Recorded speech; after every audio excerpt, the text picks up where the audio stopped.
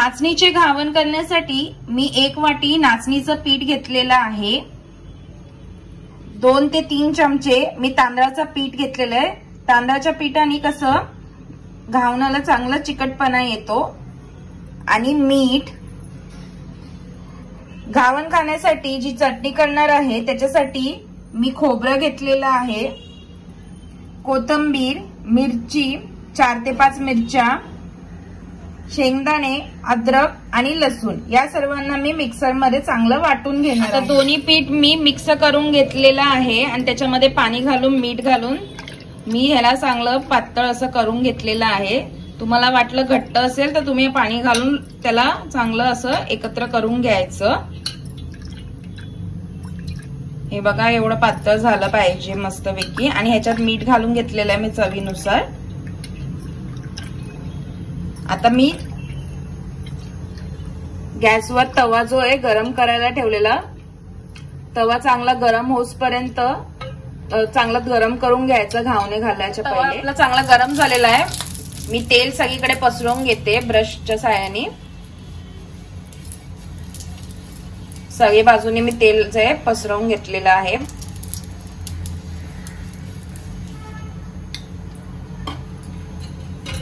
घावण टाकायच्या पहिले पण जरा मिक्स करून घ्यायचं।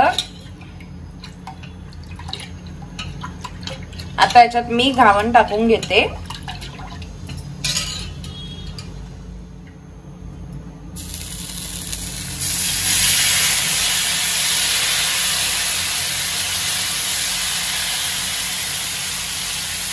सगळ्या बाजूने मी घावण चांगलं घालून घेतेय।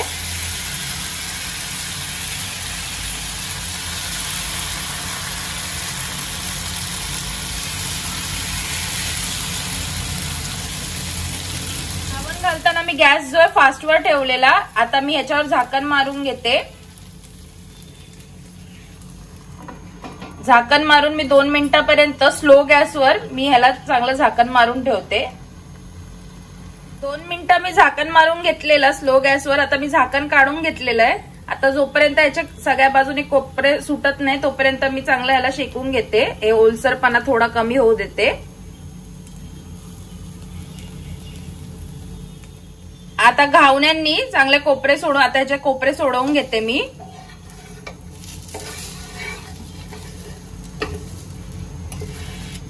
बघा आता ह्याला मी पलटी मारून घेते।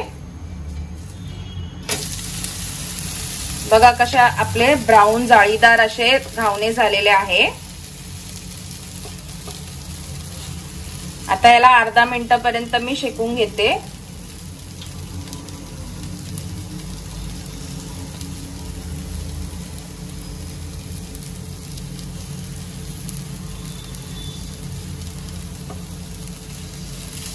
गॅस जो आहे मी स्लोवरच ठेवलेला आहे। जेव्हा घावणं घालते तेव्हा मी गॅस जो आहे फास्टवर करते, नंतर मग मी जे स्लोवर त्याला चांगलं शेकते। आता घावणं आपलं जे आहे दुसऱ्या साईडनी पण शेकून झालेलं आहे। आता याला मी काढून घेते। अशाच प्रकारे मी सगळे घावणे जे आहेत ते करून घेते। घावणं टाकून घेते मी आता तव्यावर। तवा जो आहे मी फास्टवर ठेवलेला आहे सांगितल्याप्रमाणे।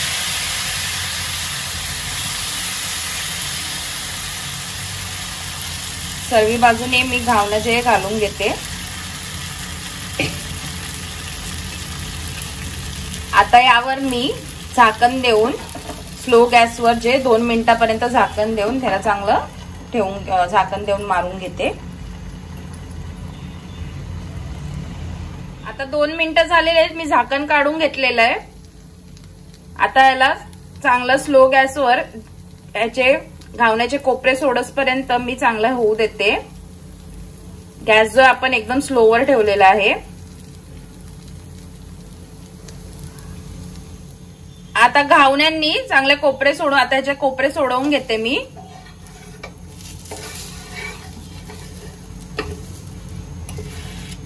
बघा आता ह्याला मी पलटी मारून घेते। बघा कशा आपले ब्राऊन जाळीदार असे घावणे झालेले आहे। आता याला अर्धा मिनिटापर्यंत मी शेकून घेते।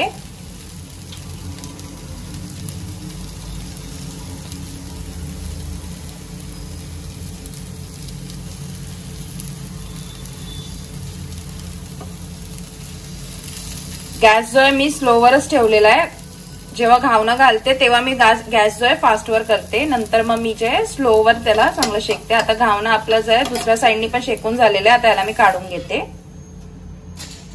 अशाच प्रकारे मी सगळे घावणे जे आहेत ते करून घेते. आता चटणी आपण चांगलं मिक्सरला वाटून घेतलेली आहे. आता चटणीवर द्यायसाठी तडका बनवून घेते. मी तेल चांगलं गरम होऊ दिलंय. तेल चांगलं गरम झालेलं आहे. आता ह्यात मी राई घालून घेते. राई चांगली तडतडली आहे. आता जिरं घालून घेते.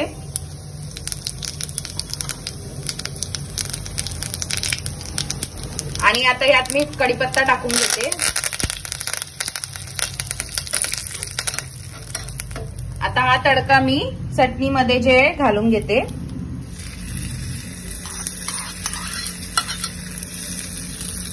सगळे आपले घावण्याबरोबर खायची हिरवी चटणी देखील तयार झालेली आहे.